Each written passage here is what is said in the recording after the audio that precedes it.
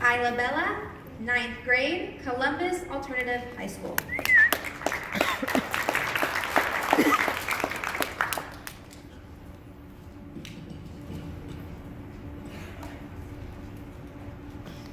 Judges, ladies, and gentlemen, my name is Ayla Bella.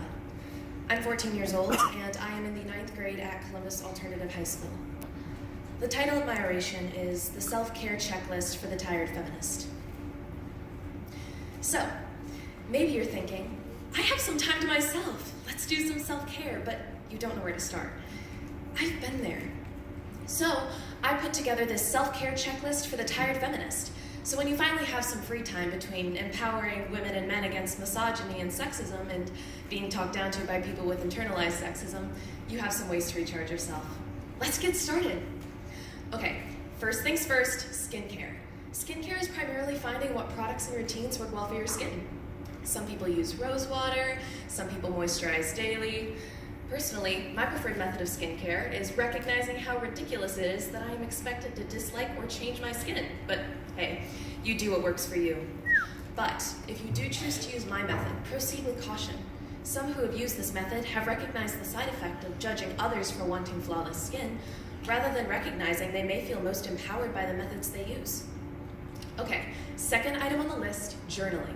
Journaling can be a relief to any cluttered mind, particularly that of the tired feminist. Since people usually call us irrational for pointing out sexism or explaining our experiences, we need a little place to write down all of the thoughts that society has collectively decided we're not allowed to express. I like to name my journals. It's just a cute little thing to do, but if you do choose to name your journal, make sure not to name it any female reproductive organ. You wouldn't want people to try to regulate your journal, would you? Third item on the list, meditation. My favorite kind is envisioning my ideal day. For example, an item in my ideal day would be going a whole day with no mention of feminism. Why?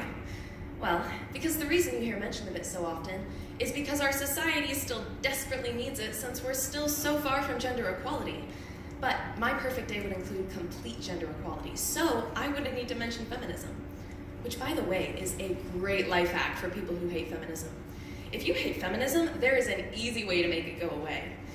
No, it isn't yelling and getting angry at us. Do you think civil rights movements and the impact of MLK are halted by anger and yelling?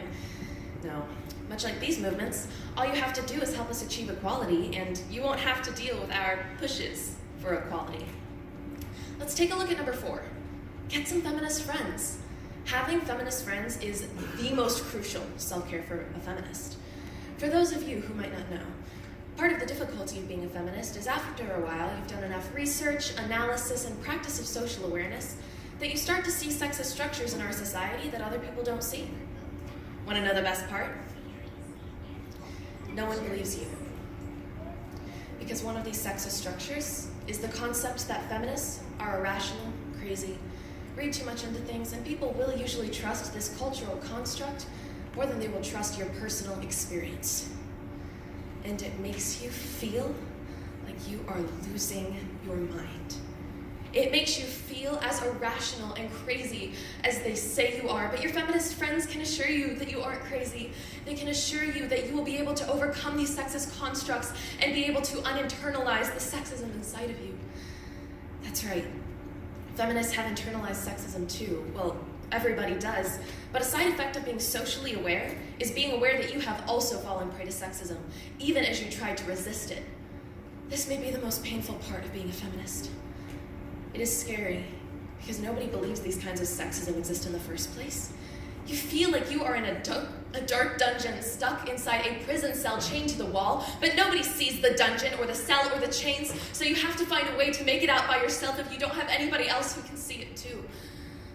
It's not easy, but becoming free from this cell is what feminism is. It is commitment. It is a battle against millennia of oppression. It hurts sometimes, it makes you feel crazy sometimes, but you persist because you've always imagined what the sun would feel like while being in that dark cave, and you desperately want to feel it on your skin. You want others to feel it too, and even though some might call you crazy for trying to unchain the chains that they can't see, self-care is having enough faith in yourself and enough faith in society to keep going.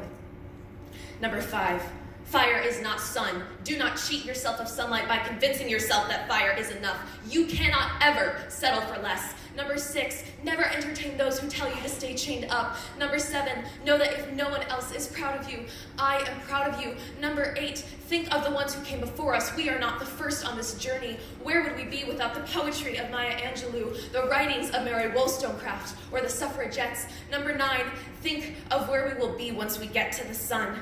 Feel the warmth of the sun on your skin. We will get there. Number 10, rinse and repeat until no longer necessary. Thank you.